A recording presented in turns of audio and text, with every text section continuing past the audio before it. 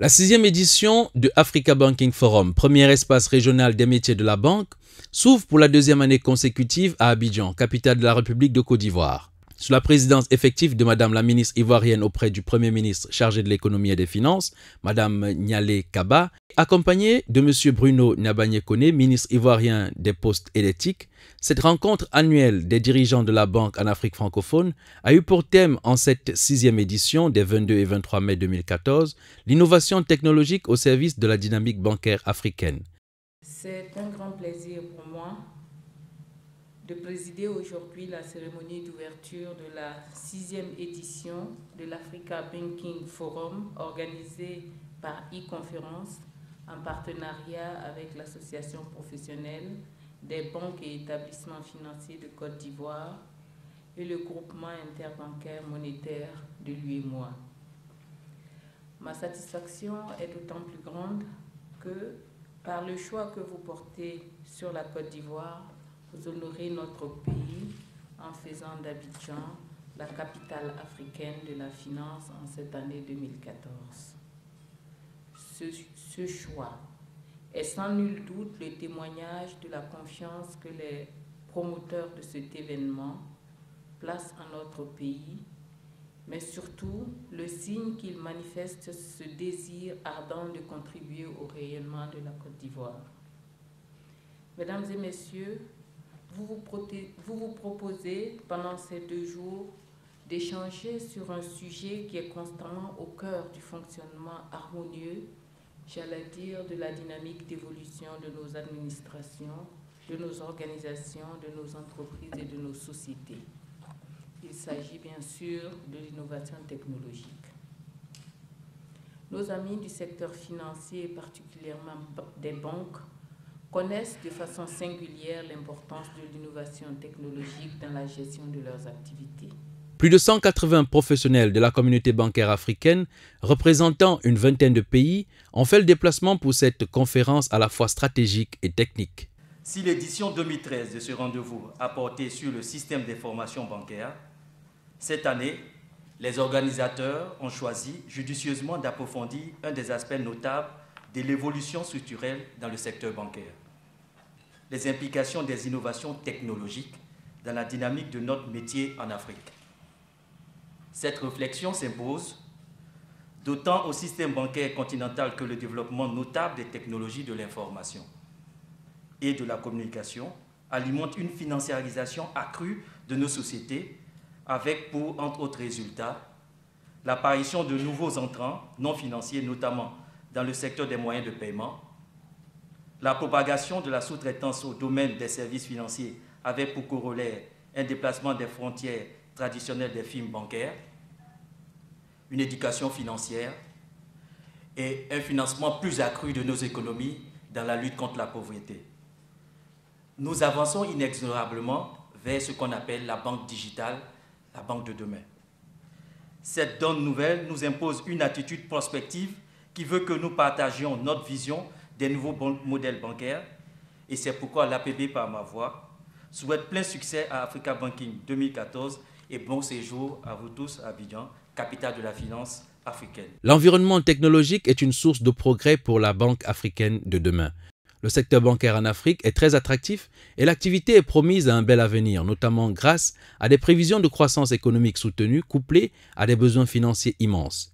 Mais le secteur bancaire connaît encore un taux de bancarisation très faible et le cadre réglementaire est en pleine évolution. Dans la zone UEMOA, le taux de bancarisation est faible et la Côte d'Ivoire, donc avec un taux de bancarisation de 14%, est l'un des pays qui a un taux de bancarisation élevé. C'est un taux extrêmement faible. Il faut savoir que dans des pays comme le Maroc, on est à plus de 50% et si ma mémoire est bonne, on est à 60%. Il est important que la banque arrive auprès à la fois de la population pour lui permettre d'accéder à ces services, mais également que la banque accompagne les entreprises. Une entreprise ne peut pas s'autofinancer, elle a besoin bien sûr d'avoir un apport personnel, ce qui est de ses, pas des dirigeants mais des actionnaires de l'entreprise, Mais bien sûr que c'est le système bancaire et c'est sa fonction première doit accompagner le développement des banques. Les avancées technologiques et les innovations sont la locomotive du développement de ce secteur financier à plusieurs niveaux. Des innovations allant des systèmes d'information aux télécoms, illustrées par l'avènement des smartphones avec le mobile banking, en passant par la monétique qui n'est qu'à ses débuts et dont les marges de développement et de progression restent très considérables. Il serait important donc que les autorités en tiennent compte et que au-delà donc des comptes réels classiques, qu'ils mettent en avant la notion de compte virtuel qui constitue aujourd'hui une réalité vivante de nos économies respectives. Les systèmes bancaires africains ont connu une profonde mutation au cours des dernières décennies. La montée en puissance des grands groupes africains et le climat de la concurrence accrue poussent les acteurs du secteur à adopter des stratégies de développement reposant en particulier sur la diversification de la clientèle et des produits. Le renouveau du secteur bancaire en Afrique est donc en marche, nous rappelle l'économiste Paul de Romo. Malgré sa vitalité, le secteur doit relever de nombreux défis pour continuer à appuyer le développement du continent. Alors ce que l'on note effectivement, c'est que les besoins des consommateurs évoluent en fonction des technologies et ce aussi bien à l'envoi, c'est-à-dire dans les pays développés, qu'à la réception. C'est ainsi qu'on voit de plus en plus de nos diasporas au fait de l'évolution technologique. Il y en a beaucoup plus qui sont connectés à Internet, qui ont accès bien entendu aux services bancarisés et bien entendu le mobile continue de jouer un rôle important. À la réception, on voit le même phénomène, peut-être une bancarisation qui est un peu plus lente, mais on voit Internet qui fait de la progression de manière assez rapide et également le mobile, on en parle au regard de ce qui se fait au Kenya et même dans le reste de la région. Donc c'est en fonction de ces évolutions technologiques que les institutions financières doivent ajuster leur offre.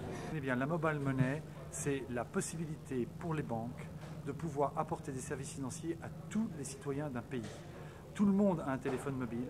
L'idée maintenant consiste à comprendre comment est-ce que la banque va se positionner pour utiliser tous ces téléphones mobiles comme outil pour recevoir, gérer et transmettre son argent. Donc notre solution amène aux banques, et c'était conçu et défini pour les banques, indépendamment des opérateurs télécoms, pour qu'elles puissent capitaliser sur l'ensemble du parc installé de téléphones mobiles pour servir les populations aujourd'hui exclues du système bancaire. C'est que les besoins viennent des clients, la banque façonne les produits qui vont intéresser et rendre service à ses clients, et l'outil informatique n'est là que pour faciliter le travail de la banque. Donc on n'est pas dans un modèle où on va promouvoir des produits sophistiqués pour le plaisir de la banque, on est dans un modèle où la banque doit être au service de sa clientèle et offrir des produits pertinents pour ses clients. Aujourd'hui, la finance se base énormément sur la technologie, sur les technologies de l'information, l'informatique, sur la télécommunication. Et donc il est aujourd'hui essentiel que les compagnies d'assurance, les banques, etc., aient une assise informationnelle, je dirais, de système d'information et de circulation de l'information qui soit optimisée, fluide et moderne. Sous le regard bienveillant des partenaires institutionnels de premier ordre, cette tribune unique en Afrique francophone a pour objectif la promotion du partenariat Sud-Sud et le partage d'expériences entre les institutions bancaires de la région. Je viens d'un pays où on a mis en place, il y a quelques années, ce qu'on appelle le service minimum bancaire garanti. C'est un bouquet de 15 services gratuits, je pourrais en donner la liste, qui désormais est presté aux particuliers à 0 francs. C'est important puisque, effectivement, les particuliers se plaignaient du coût des services bancaires comme frein à l'accès au compte bancaire.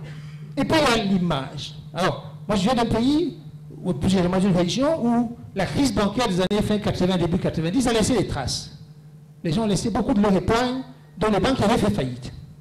Et il nous a fallu 10 ans, 10 années de gestation, c'est un peu long, mais les gens valaient la chandelle pour mettre en place ce qu'on appelait le FOGADAC, le Fonds de garantie des dépôts en Afrique centrale, qui est au fond, c'est les banques de notre région, une cinquantaine de banques, il y en a un peu plus de 100 ici je crois, ont consenti quand même un alourdissement de leur charge d'exploitation à concurrence de 0,20% des dépôts bruts et 0,05% des créances en souffrance nette des provisions, c'est énorme, pour protéger les épargnants, et plus particulièrement les petits épargnants, puisque ce fonds garantit l'épargne des épargnants à concurrence d'un maximum de 5 millions par banque en cas de faillite. C'est important.